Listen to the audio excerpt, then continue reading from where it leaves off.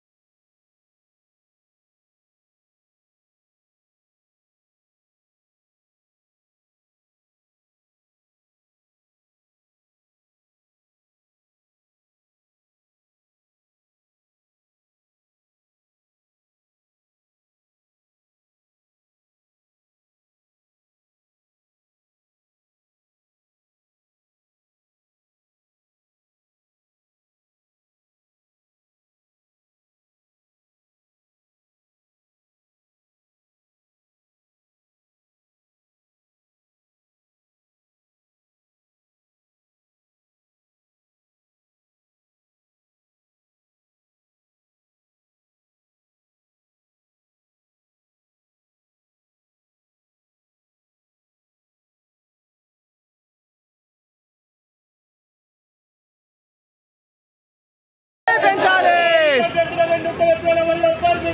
పెంచాలి పెంచాలి పెంచాలి పెంచాలి పెంచాలి పెంచాలి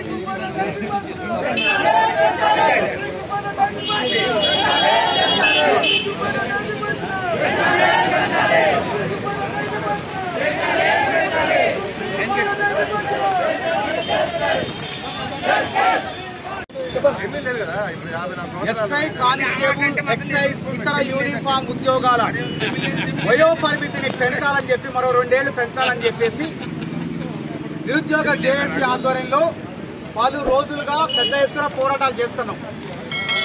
ఈ రోజు ఇందిరా పార్కులో వయో పరిమితి పెంచాలని చెప్పేసి అదేవిధంగా ఎక్సైజ్ కానిస్టేబుల్ డిఎస్పీ ఎత్తు అదేవిధంగా ఎక్సైజ్ సూపరింటెండెంట్ ఎత్తు 167 సెంటీమీటర్ల నుంచి 165 సెంటీమీటర్లకు కుదించాలని చెప్పేసి అదేవిధంగా మరి టైపిస్ట్ ఉద్యోగాలను గ్రూప్ 3 క్యాడర్లో చేర్చాలని చెప్పేసి ఈరోజు ఇందిరా పార్కులో పెద్ద ఎత్తున నిరుద్యోగులతో ఒంటి కాల్ జపంతో పాటు మార్నింగ్ వాక్ని కూడా నిర్వహించడం జరిగింది.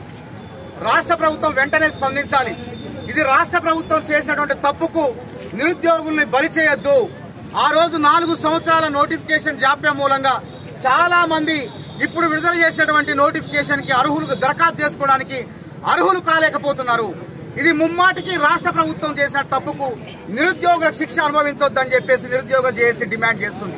కాబట్టి మానవతా దృక్పథంతో ఎస్ఐ కానిస్టేబుల్ ఇతర యూనిఫామ్ ఉద్యోగాల వయో పరిమితిని పెంచాలి, 2 ఏళ్లు పెంచాలి. అదేవిధంగా గ్రూప్ 1 డిఎస్పీ ఎత్తును 160 సెంటీమీటర్లకు కుదించాలి.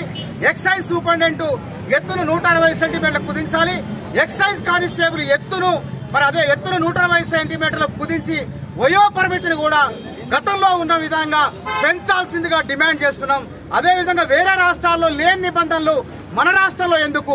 పక్క రాష్ట్రాల్లో పోలీస్ యూనిఫామ్ ఉద్యోగాలకు 32, 35 గరిష్ట వయో పరిమితి 32, 35, 40 సంవత్సరాలు కూడా ఉంది. డిఎస్పీ కూడా ఉన్నది. ఉత్తరప్రదేశ్ 40 సంవత్సరాలు ఉన్నది.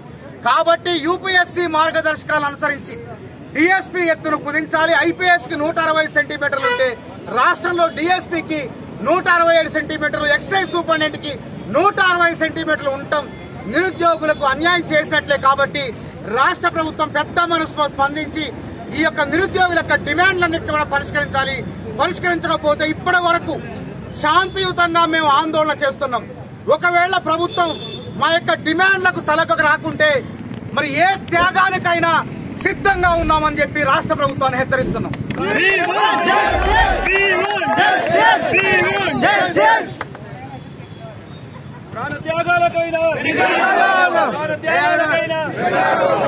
ప్రాణత్యాగాలు అవసరం లేదు, మనకి చేసిన తెలంగాణ కోసం పోరాటం చేద్దాం, ప్రాణత్యాగాలు.